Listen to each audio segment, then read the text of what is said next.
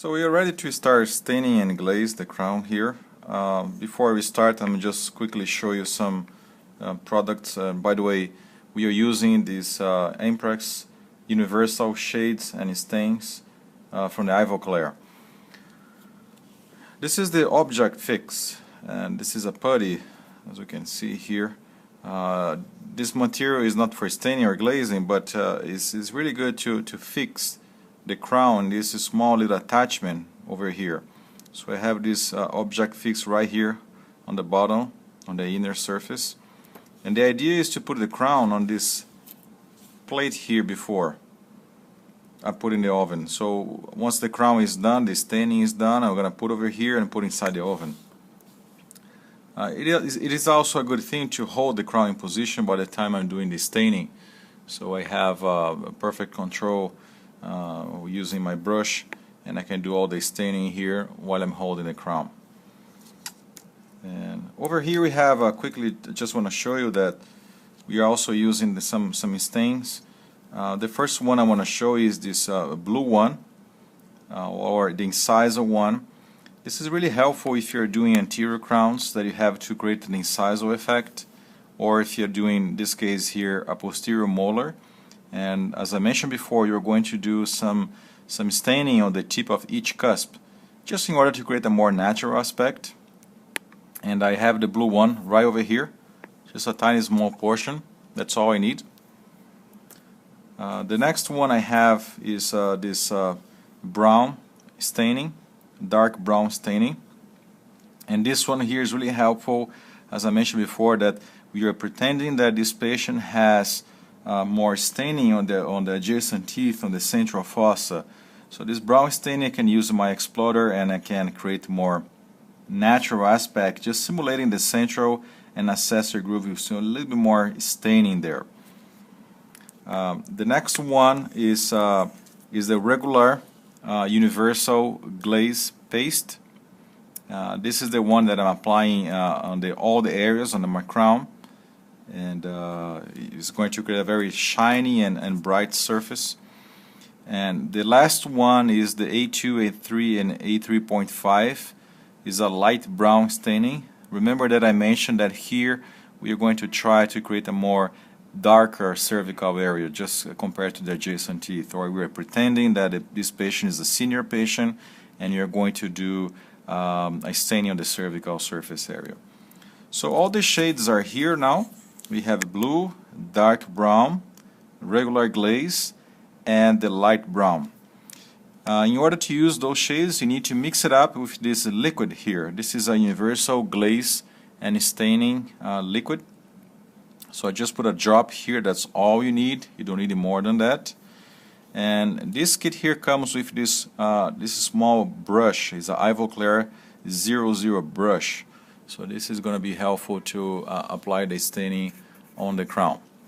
So let's start working here. I'm going to hold the crown, and my first step is working on the incisal, sorry, not incisal, but the tip of each cusp. So let's start playing here. Just going to grab some staining liquid, mix it up with the blue. Remember the blue we're supposed to use on the tip of each cusp.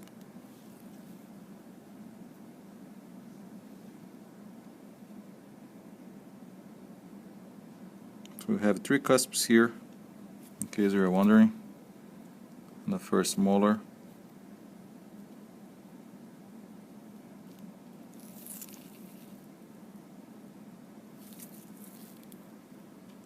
There we go.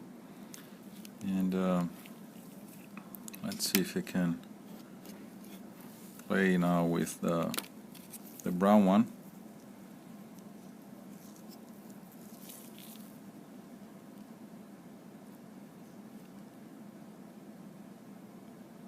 For the brown one, if you use the brush, it's going to be really messy because you're going to mess around on the occlusal surface. So let me try to use my exploder here,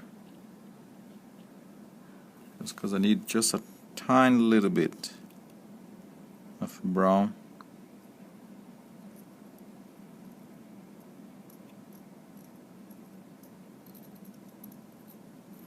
on the central fossa.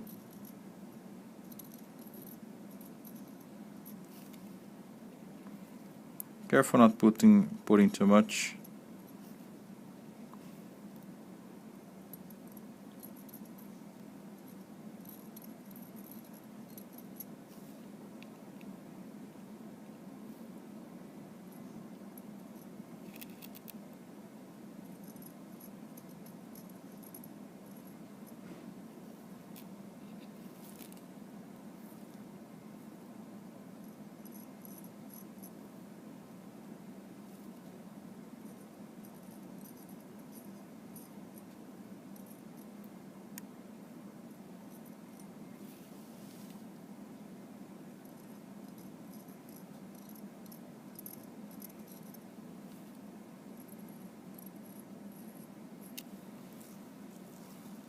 There we go. This is all you need. You don't need a lot again. Be careful not staining too much. Your patient might complain about that, so be careful not extending too much these things here.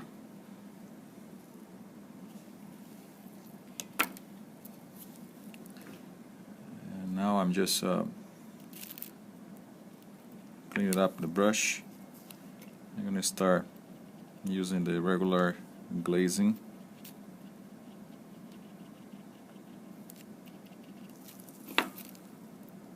On the surrounding areas on my crown. Careful not touching the previous shades. If you want, you can also apply the regular glaze on the remaining areas and then apply the shades. It's up to you. I like to do the characterization first and then play with my glaze. It's totally up to you the order you want to work with things here.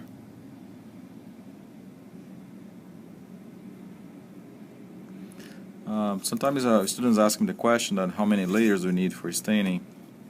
You don't need a lot, as long as you're covering all the areas. If you're doing a good job, normally one single layer should be more than enough. But you can definitely restain the crown if you want. You can definitely apply more staining, and after completion of the initial processing here, it's totally up to you. I'm going to just remove some staining that we have in the central fossa. I think it's too much. I want to just mix it up with the glaze. Don't put too much. Also make sure you don't have an excess of staining material on the occlusal. For that end, as you can see, I just clean it up with the brush on my fingers. If you have a Kleenex, it's even better and easier. I'm just moving the crown here, and I keep working on the sprue area, the area I had the sprue before.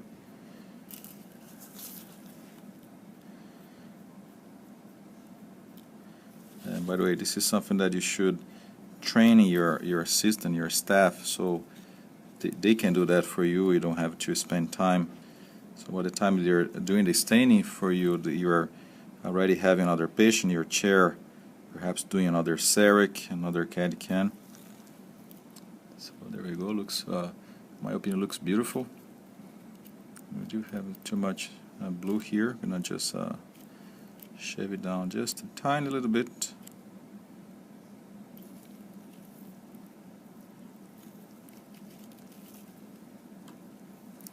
Staining is also a personal preference, so you might have other instructors saying different things. This is just like a basic idea. I like to play with at least 4 shades.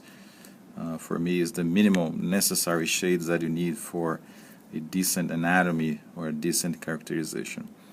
Here you go, I'm playing with the light brown. Let's pretend that you have a darker cervical area.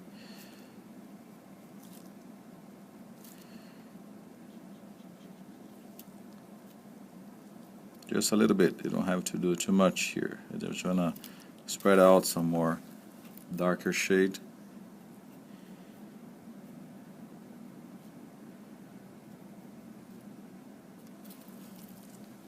There we go. As you can see, I can see perfectly from here, but hopefully on the video you can see the same thing. Cervical is nice and it's beautiful. Why not just put some on the lingual as well, right? So let's do a perfect job here. The thing that we're looking for here is the patient having that wow face once you have the crown ready to be cemented.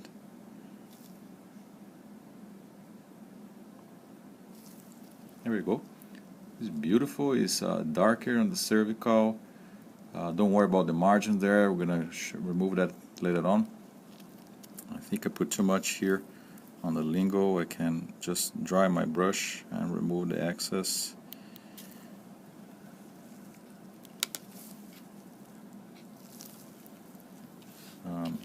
I think I have a very nice and natural aspect for my crown. So you're ready. We are just putting here on this furnace plate here.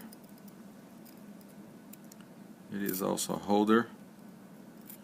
Make sure the crown is stable, and it is. You have the crown there, and it's ready to be baked. We're gonna put in the oven here. If you want to just touch up quickly before putting the oven, you can definitely do that. I think I have too much staining here.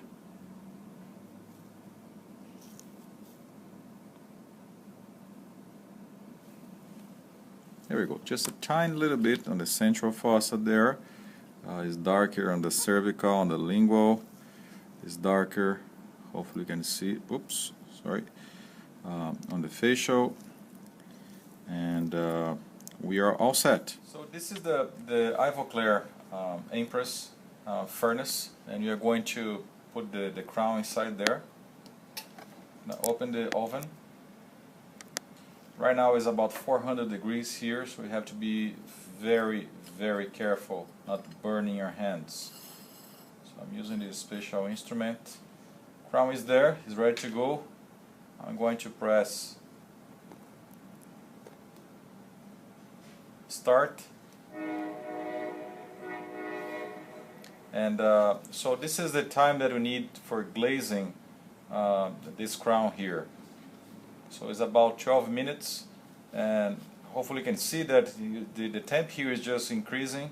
It's now about 325 degrees. It was 400 before, but once I open the lid, it just decreased a little bit. But the lid, you notice that it's going to start closing slowly here.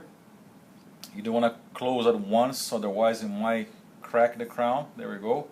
So this is the time you need for glazing, about 12 minutes. We only have about 30 seconds.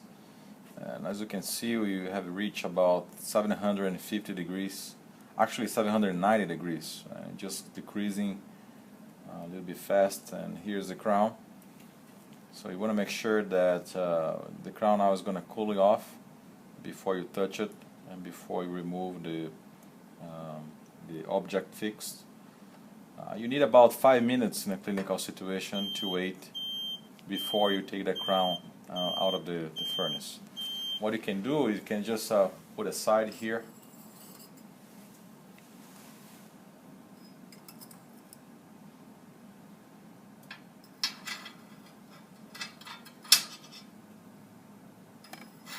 And let's just wait a few minutes before you are able to touch this. So we are done here with the staining, and as you can see, we have a beautiful crown, and it's nice and shine everywhere. Let's see, hopefully it's not too hot. This is the putty that it had there before. So I'm going to rotate here so hopefully you can see the details on the anatomy, and you can see the staining on the central fossa there. It's just like a little bit, not too much, and it's just darker a little bit here on the buccal and on the lingual. So let's put on the patient's mouth. Here we don't have a patient, but let's pretend that this is our patient. And here we go. We have the final product to be cemented.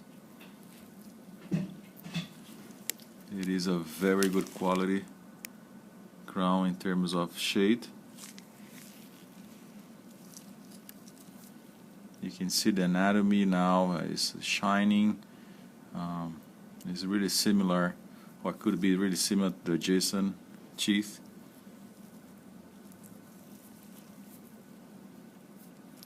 And at this point here, the crown is ready to be cemented. We are going to follow the instructions that I just gave you in lecture about using the hydrofluoric acid, and then you have to use the silane. And remember, this is an adhesive cementation, so it is really sensitive, and always, if there is a chance to use the rubber band, please use it. We want to avoid saliva contamination. You want to avoid problems. So if you have any contamination with saliva or any other liquids, this might jeopardize the longevity of this restoration. Checking the surface with the exploder here after glazing, you probably will feel that the surface is extremely smooth. There's no roughness at all here. So this is a crown that you can show to your patient. You can sometimes even grab a mirror and let the patient take a look inside the mouth, and this is ready to go. Just I want to mention one important thing. Because I was using the object fixed to put this crown inside the oven there, it is important to clean it up, all this area, just using tap water, making sure that this area is nice and clean before using the hydrofluoric acid. Margins are also important. You want to make sure that the margins are really clean as well. So I'll just give you a very quick clinical tip here when you're working on the margins. You don't really have to use a high speed. You don't want to destroy the margins, but use your hands. You can just slowly scratch the margins here, removing the putty, removing the object fix. Again, not really shaving down anything. I'm just scratching here, removing any other materials from the margins before using the hydrofluoric acid. So at least I'm sure that these areas are free of any imperfections or any things that are going to interfere with the hydrofluoric acid and the application of the adhesive. And here we go. We have the final crown ready to go. This would be the end of our project for this particular tooth number 30. And as you can see, using the Catechan Cerec, you can create this beautiful restoration in only one single appointment, even doing the staining and glaze, and your patient will be, being dismissed from your office with this brand new, beautiful restoration that is almost natural aspect compared to the adjacent teeth. And we can do all of that in about an hour and a half and 2 hours. Ideally, this would be ideally. So just quickly, let's check the occlusion. Once the cementation is done, you're going to ask the patient to bite in, of course, after removing the rubber band. But even this is again a simulation of a patient, not really a real case, but you can see how precise the Cerec is. It's definitely touching on the bicuspid area, and it's touching the anterior teeth there, and the occlusion is pretty much like perfect on this particular case here. Again, if you do a good work adjusting the occlusion on the Cerec software, you want to spend pretty much no time here with the occlusal adjustment. I guarantee you that if you do a good job, the tooth will be touching the adjacent teeth, will be touching the opposing tooth, but definitely you won't have any heavy occlusion here. If so, unfortunately you have to use a diamond point. You're going to shave down those heavy contact areas, and you have to use manual polishing kits in order to fix those areas that you might have occlusal adjustments. And definitely at this point I would use articulated paper, ask the patient to bite in, and make sure before dismiss the patient you don't have any excess of cement on the margin line, proximal area particularly. Make sure you use your floss before curing the resin cement. And this would be pretty much the end of the clinical case. Once you reach this step here, the patient is ready to go. I would suggest you just have a recall in about a day or two, or perhaps the next week, just to make sure things are going well and the patient is getting used to the new crown. Sometimes it's hard to remove all the resin cement from the proximal area, so we can ask the patient to come back next day in order to check if you have any excess or some pieces of resin cements left in the interproximal area. This is really important. Just want to quickly show you that if you have to do occlusal adjustments on your Cerec burrs on the kit, we do have these rubber points, cup shape and flame shape, that they are really useful for hand or manual polishing.